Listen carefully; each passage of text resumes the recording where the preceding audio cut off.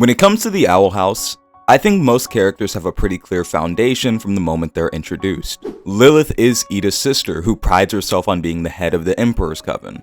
Willow Park is a Hexside student who's seen as meek and gets picked on. Luz is a human who made her way into the Boiling Isles. Pretty much every character in the story is like this. We have a particular understanding of them and can tie them back to something or someone. But one character in particular completely shatters that trend: King. Since King's introduction in Season 1, Episode 1, he's been more of a comedic relief character, especially after the reveal that he's not a king as much as he's just a normal, unidentifiable creature. His foundation has never been accessible, not to the cast, not to the audience, and not even to himself. No one can connect him back to anything or anyone, making him a very mysterious figure. Today we're going to be diving back into the world of the Owl House to talk about King and how he shattered all his reveries, becoming more whole and more important than anyone else in the whole entire story. If you enjoy, please subscribe, it takes but a moment. With that said, let's begin. I am mad at him for not being here. He left me alone! Despite us not knowing much about King, the story dedicates an interesting amount of time to him throughout Season 1. But even still, we never really get any substantial pieces of information or anything to connect this character back to anything. He kind of just lives with Ida and that's it. In Season 1, Episode 4, The Intruder, we get a form of confirmation that King is a demon and a knowledgeable one at that. But in the same vein as we see later in this episode, King feels incredibly lonely. In his own words, I don't have many friends and no one even pays that much attention to me. I thought maybe if I taught you, finally someone would care about creatures like me. He doesn't have many friends, but his most telling statement had to be, I thought maybe if I taught you, someone would finally care about creatures like me. This implies that King, at least to some degree, feels uncared for.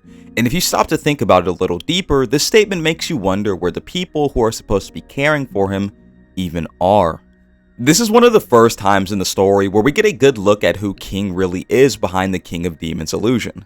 Season 1 continues to emphasize King's loneliness, such as in episodes like Season 1, Episode 14, Really Small Problems, where he shrinks Gus and Willow in an attempt to spend more time with Luz. Each and all of these events and all of King's statements are noticeably building towards something. That something isn't revealed until Season 2, where we see a direct shift in tone, especially with the ever-so-knowing Lilith becoming a prime character this season.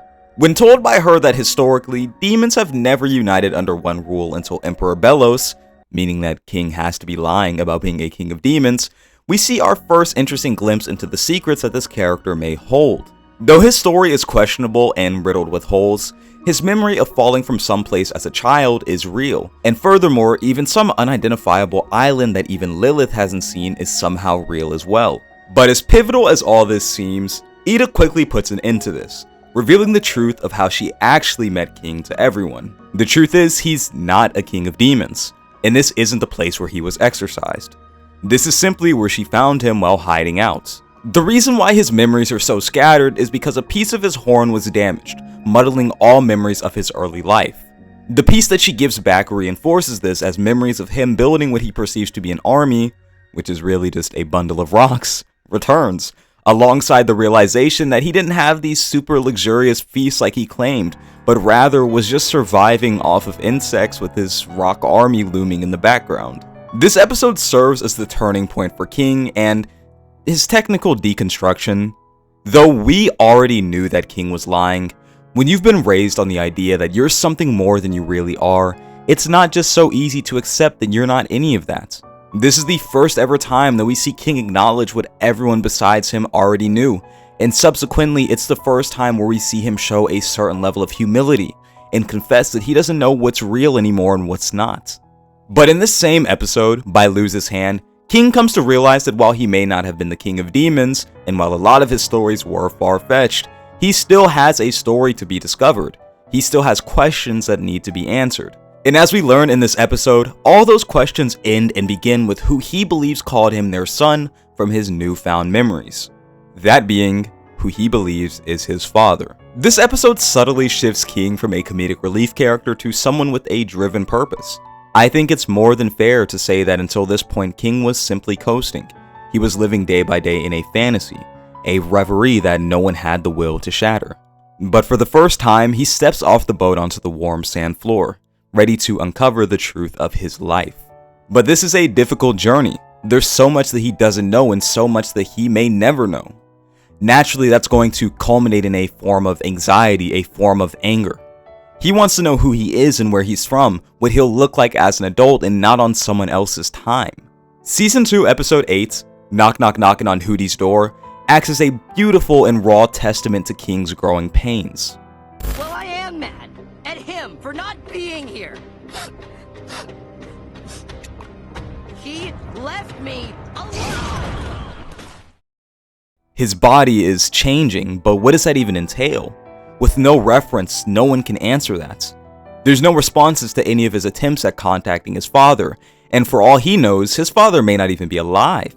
He's sad, he's hurt, he's angry, he feels denied of basic inherent knowledge, he's still dealing with all his shattered reveries while trying to move forward, and above all, he's left alone to live in that ambiguity, left to cling to the possibilities, not the guarantees that everyone else has. This pain carries into Season 2, Episode 17, Edge of the World, where King finds out that apparently his father actually had reached out to him, but the letters were obstructed. In these newfound letters, he's given a specific location where he's able to meet what the letter calls the Warrior Clan, who are, in essence, creatures of the same category as King. So with the help of Luce, the two go to the location, and eventually they find themselves face to face with people who look just like King, on what they describe as being the edge of the world. While King is head over heels, learning more about his culture and heritage, Luce is getting a deeper look at what exactly these people have been up to, and eventually she comes to the harsh realization that these people aren't King's family. Not even close. These people exist in a sort of cult or even religion worshipping the Collector, and by hyperanalyzation, she's able to further connect the dots. If everything these people are saying is true, then King is without a doubt a Titan. At the end of the episode, while fighting the reality that he's run into yet another dead end, King is also forced to confront Luce's findings. He is the son of a Titan. Yes, the same Titan that the very Isles themselves exist on.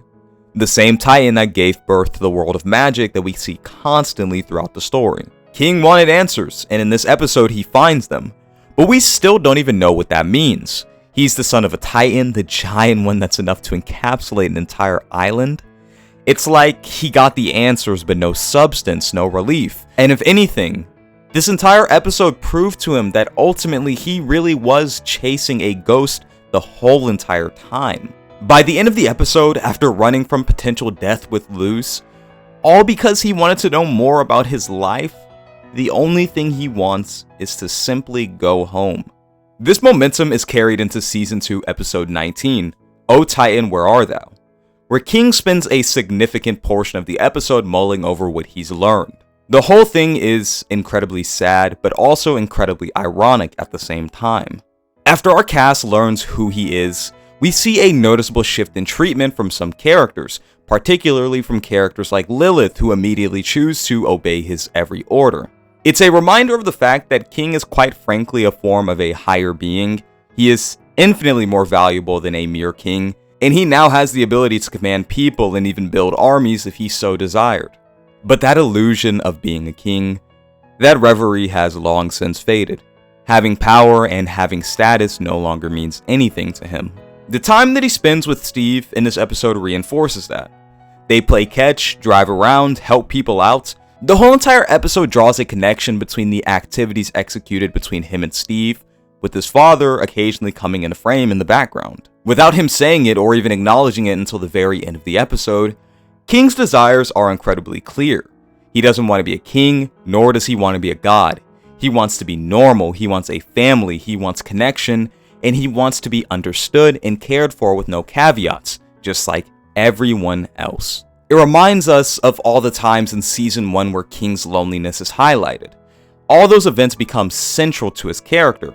There's a certain void in his heart that isn't so easy to just get over. That void of not having a parental figure in your life to provide you with that love and meaning and understanding so necessary for early stability in life and early identity even. While Ida and eventually Luz assume these sort of supportive roles in his life, it's important to recognize that they ultimately aren't his parents. They aren't his family, and no matter how close they can get as weirdos who mean something to one another, they just can't substitute the void of a parent. But the saddest part, and probably the most harsh part about all of this, is that we never really see King get over any of this. Even by Season 3, Episode 3, when the main series comes to a general halt, we don't technically see him reach a point of conclusion. He hears from his father, so I suppose he does ultimately achieve that goal of meeting him, but that doesn't overwrite the existing circumstances. His father, like he predicted, is long gone, and furthermore, he's still a blossoming titan. This directly connects to the upcoming graphic novel releasing later this year. Based on the description, it's set before the time skip that's going to highlight King's immortality and how he really was struggling to comprehend the weight of his very existence. The fact of the matter is, no matter what, is that he will and is very likely going to outlive everyone. If his father was big enough to essentially construct the world of the Boiling Isles and bring rise to magic, which essentially defined numerous eras and consequently brought forth bad actors like Emperor Bellows, what does that mean for him? I guess a better question, what does that mean for his future? And not just that, but simultaneously he is the last of his kind. If, say, he is to ever die, the long line of Titans ends with him. The weight of his existence stretches far beyond the horizon, much farther beyond just himself. He'll still continue to exist long after everyone's gone, left to sit there on that boat likely full of corpses, maybe even Ida's and possibly Luz's who wanted to spend their last few moments together with him as weirdos. King is a very interesting character that I think provides the story, especially Season 2, with a very unique feel. From the outside looking in, he starts as a child with a particular character-defining quality, that being the Soul King of Demons. But when that reverie is shattered, the feelings hidden underneath are unveiled. That innate yearn for connection, that innate yearn for a parental figure. Despite being a Titan, King is incredibly human in the way that he feels and desires. Maybe it's the Luz influence, who knows? He just had to be the first character that I covered. Watching his arc in real time was so surreal, and I really think that the graphic novels are going to touch on some pretty heavy topics. Some things I can only assume are going to be much bolder than what the main story explored. I'm looking forward to it. I ultimately want to see what point of content King reaches and how he reaches it. But with all that said, thank you guys so much for watching. If you enjoyed, please like and subscribe. Let me know your thoughts on King and your favorite parts of this video. I'll catch all you guys next time.